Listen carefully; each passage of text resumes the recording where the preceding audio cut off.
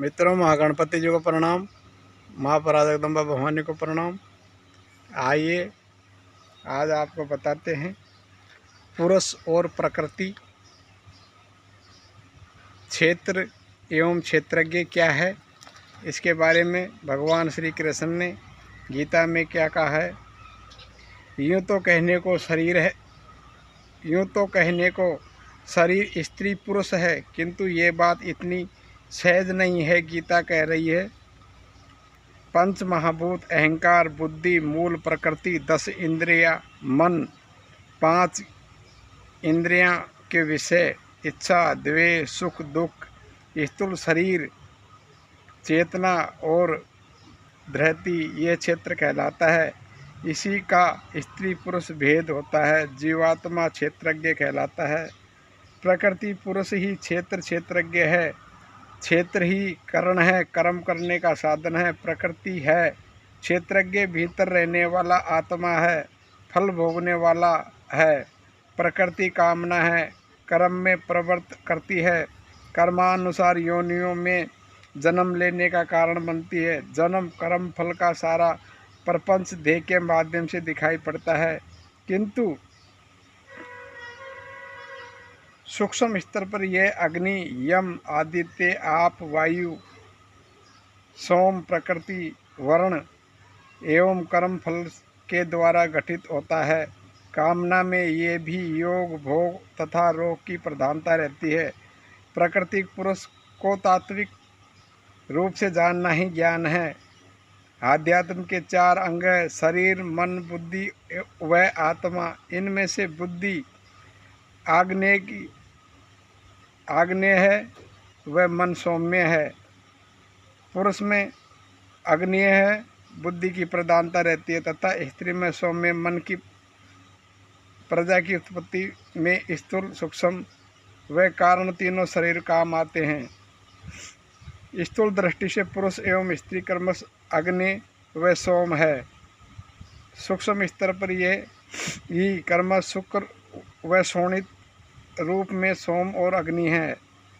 सौम्यतम कारण स्तर पर शुक्र सोम का अग्नि वर्षा प्राण तथा अग्नि शोणित सौम्य योष प्राण संयुक्त होते हैं। इस योष वर्षा प्राण के मिथुन भाव से ही संतान की उत्पत्ति होती है। पुरुष प्रकृति सौम्य होता है, अतः उनका मन संकल्पित नहीं रहता। बुद्धि पर मन का आच्छादन होने से मन चंचल ही बना रहता है। पुरुष शरीर का बल शक्ति सोम, रेत, शुक्र में निहित होता है। चंचल मन और बल में द्वंद्व बना रहता है। एकाग्रता का अभाव परिलक्षित होता है। 2-3 कार्य एक साथ नहीं हो सकता। मन को बार बार संकल्पित करना पड़ता है। यह उसके भीतर का निर्बलता का घोतक है। स्त्री शरीर भीतर अमेघ है, इसके मन को संकल्प दृढ़ होता है। बुद्धि में बृहस्पति और शुक्राचार्य की युक्ति है। स्त्री पुरुष का भीतरी विकास ही महत्वपूर्ण है, वहीं उसका ज्ञान भाग है।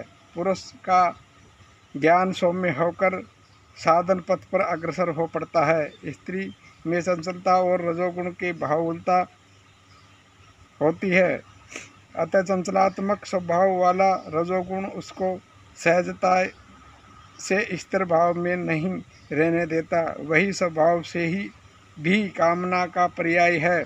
अभाव ही कामना का स्रोत है। शरीर की सभ्यता ही आश्रय ढूंढती है।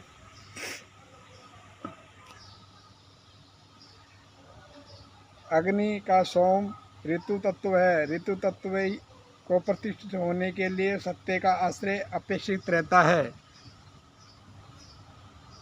बाल, युवा, वृद्ध तीनों ही अवस्थाओं में इनकी संरक्षणा का दायित्व क्रमश पिता, पति एवं पुत्र को दिया गया है।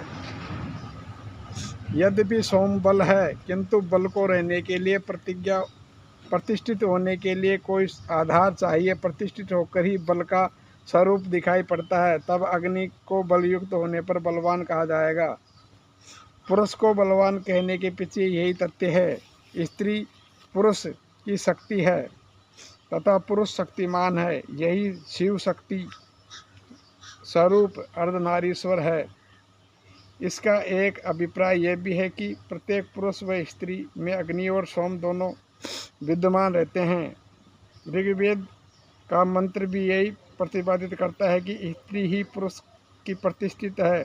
जिन्हें हम पुरुष कहते हैं वह अग्नि प्रधान आत्म दृष्टि से स्त्री ही है। आत्म दृष्टि से स्त्री अग्नि है, शोणित है के कारण शरीर दृष्टि से ही सौम्य है। ज्ञान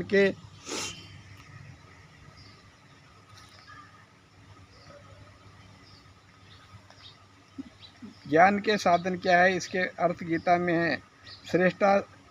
श्रेष्ठता के अभिमान का अभाव, दंभाचरण का अभाव, क्षमा, अहिंसा, सरलता, श्रद्धा, शुद्धता, स्थिरता, अंतःकरण इंद्रिय निग्रह, आसक्ति का भाव, दुख और दोष का बार बार विचार, ममता, आसक्ति का भाव, प्रिय अप्रिय का संभाव, ईश्वर भक्ति, वातावरण के प्रति जागरूकता, आध्यात्म ज्ञान में स्त्री तत्व ज्ञान रूप परमेश्वर को देखना ही ज्ञान है।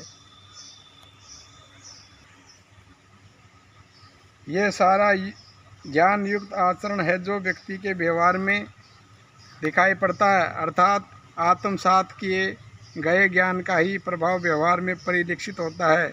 इनमें मन बुद्धि का योग रहता है। शरीर तो मात्र दर्पण है, मन भाव प्रधान है, संवेदनशील एवं शीतल होता है। बुद्धि स्थिर परक कठोर एवं उष्ण होती है। पुरुष भीतर भाव प्रधान है तथा स्त्री भीतर उष्ण प्रधान। उष्णता मिठास की शत्रु है, किंतु पुरुष की भीतरी शक्ति भी यही है। अग्नि को सोम नहीं उपलब्ध होता, शांत हो जाएगी। शुक्र ही रेत को लेकर शरीर में प्रवाहित होता है। इसी शुक्र की 3 अवस्थाएं वायु सोम है। पुरुष शरीर में शुक्र रेत का पोषण होता है, स्त्री शरीर में शुक्र शोणित पल्लवित होता है। शुक्र एवं शोणित के शुक्राणु और अंडाणु के मेल से ही संताति की प्राप्ति होती है। आज जिस प्रकार जंक फूड चल रहा है उसमें सभ्यता मिट गई, सात्विक भाव पूर्ण रूप से विकृत हो गया। स्त्री शोणित पर जो आज कई से आक्रमण हो रहे हैं, समय पर विवाह नहीं होना आदि कार्य है। हमें हमारे जीवन में एक सात्विक भाव, पूर्ण विश्वास और पूर्ण श्रद्धा के साथ इन बातों को समझना जरूरी है।